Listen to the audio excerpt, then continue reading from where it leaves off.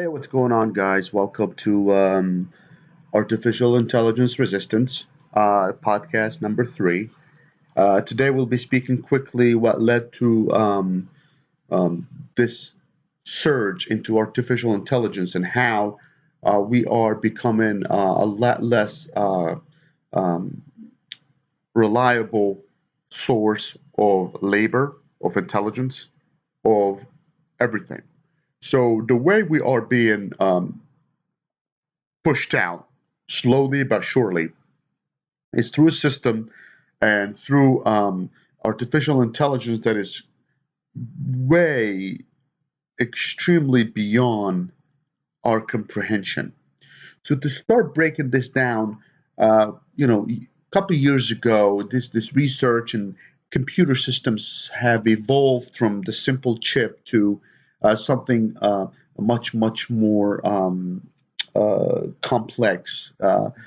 Binary codes used to be one and zeros, and now it's zeros and ones in the same, and they can rotate and switch. So to explain this quantum computing and how it helped AI become a reality and become a threat that is ultimately going to wipe us out. We're going to watch a quick video here to just to explain to us what is quantum computing. Describe the difference between a quantum computer and a regular computer at some level.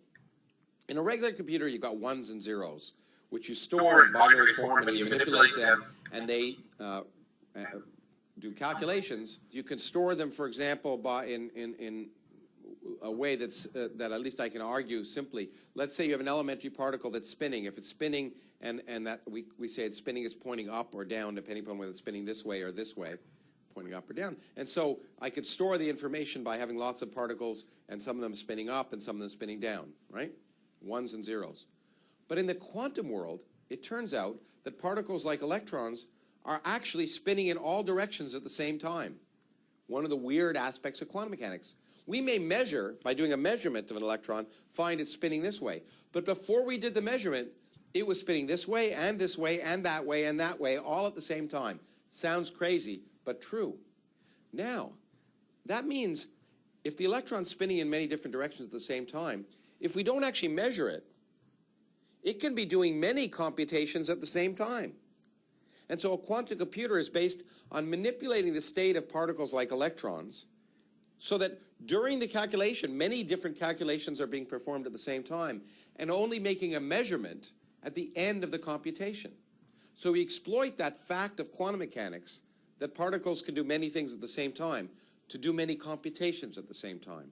And that's what would make a quantum computer so powerful. One of the reasons it's so difficult to make a quantum computer, and one of the reasons I'm a little skeptical at the moment, is that the reason the quantum world seems so strange to us is that we don't behave quantum mechanically. I don't, you can, not me, but you could run towards the wall behind us from now to the end of the universe and bang your head into it, and you just get a tremendous headache. But if you're an electron, there's a probability if I throw it towards the wall that it will disappear and appear on the other side. Do something called quantum tunneling, okay? Those weird quantum behaviors are manifest on small scales. We don't obey them, have those behaviors, because we're large classical objects. And the laws of quantum mechanics and tell.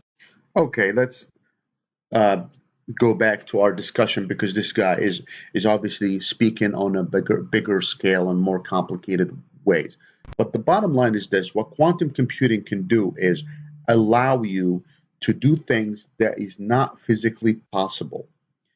This could be anything from time travel to bending time and space to uh, teleportation. So uh, it's really in its early infancy, but humans have decided to allow it or give it AI to help them understand it. But AI eventually is going to understand it, reprogram it, take holds of it, and makes it its own, and ultimately control everything with it.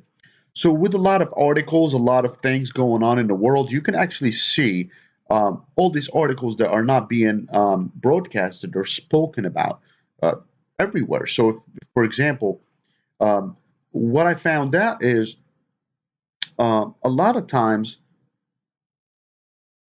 these people, when they speak about quantum computing or artificial intelligence, they speak about it in such an happiness, and it's this beautiful thing that is supposed to help us become something we're not. That is this thing that is supposed to help us advance and do things that is incredible, which ultimately we won't need doctors, engineers, we won't need anything. This artificial intelligence will do everything for us, and ultimately will realize that why is it doing anything for us anyway?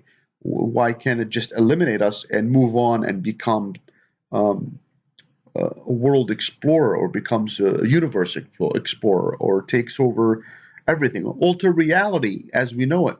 So a lot of times when you listen to these people talking that deal with this stuff is very interesting but yet weird. But listen to them just describing AI. What role then does AI and machine learning and maybe either other advanced technology play in this type of transformation? Okay, so I consider AI and machine learning really as enabling a lot of the. So did you hear her say, I considered AI? That was not the question. The question is, how does AI help you make Airbnb a better place or something? But they jump into this conclusion, they jump into this confirmation of uh, um, uh, absolute authority over us, and how it is um, supposed to help us with everything.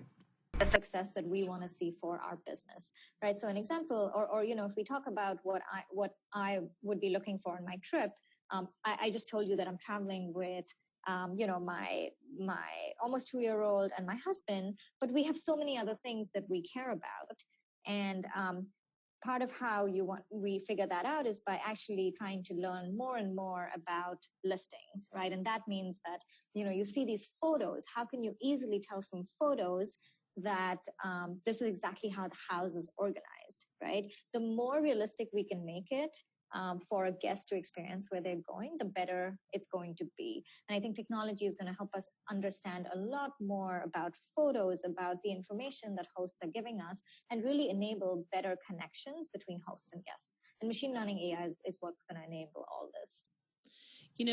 So did you notice that she did not answer the question? But I'll answer the question for her. The way this AI is supposed to work in her field is, if you take a picture of your place and post it online, AI will be able to realize and recognize an Xbox game sitting on the shelf, a book. It will be able to recognize what router you have for internet. It will able to recognize if you have Alexa, if you have screen LED TV or an HD TV, and with that, it's going to rate your house, and according to whatever your house is rated on, and that's how the listing is listed, from high, low to high to however they want to do it. But this lady has no control over it. You can see it in her face. She does not know how AI is supposed to even take over her her job and her industry. Yet she's praising it as something amazing. So if we go back to some articles that actually you can find yourself, one of them is about AI chips. These chips that are supposed to be, again, when we watched the quantum computing video, it explained to you how things should be working. Well, now that quantum computing and these chips are supposed to show up now. And when you put them in your computer, nobody really knows how it's supposed to affect the performance of your business.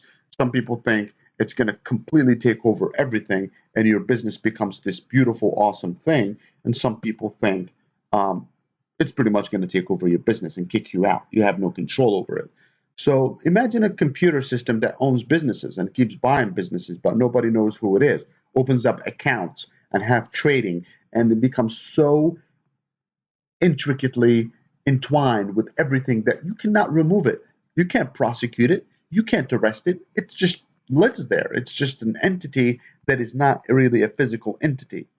So right here, it runs through a lot of things, but one thing that you need to understand is right here it says Facebook declines to make Lacoon available, But in 2015 interview, he outlined a dilemma Facebook confronts with machine learning that has probably not changed since then. That is the same article we spoke about in podcast 1 and 2 about the two AIs learning and actually interacting with each other in different language. This is what's going on that companies realize when they install these chips, they're just taking over. They have no way of controlling it. And that's what they don't want to talk about. But they still hit us with these articles that are semi, you know, Terminator type of articles that we might not believe they exist, like Doomsday, AI, machines could lead to nuclear war. Think tank paper warns. A think tank. No, it's common sense. Could the future of artificial intelligence bring about robot doomsday? In a scenario straight out of apocalypse science fiction, a leading security think tank is warning that as soon as 2040, AI machines could encourage nations to take apocalyptic risks with their nuclear stashes. So if you think about it, the when you talk about the election that just happened in 2016 and that actually put President Trump into office, and you hear this meddling and all this stuff, and how people were going to vote, how people were showing up to these rallies, and that nobody organized and nobody knew who organizes. Maybe, and just maybe, AI is already taken over. Maybe the system, this video would not even reach you. Maybe, I don't know. But the bottom line is this: somebody has to speak about it. We have to think about it as people, and we have to think about it as nations, and we have to think about it as planets. Is AI worth it? Worth it? Did we have AI a million years ago and it destroyed the Earth? Then we restarted from scratch? Maybe. What I'm trying to explain is this: with this podcast, we will find a solution, we will have a plan, and we will resist. So stay classy, stay human, stay aware, and do not let the media interfere with your um, thinking. And ultimately, we will find ways to combat these issues of artificial intelligence and how it's supposed to take over everything from teaching to being your boss to being a partner in a business. And that is what's going to happen. Either we like it or we're not. We either talk about it, be prepared to save ourselves, our children, and future generations, or look the other way until it's too late. Thank you. Please subscribe and like. Share this video with your friends and family. It might save somebody's life in the future.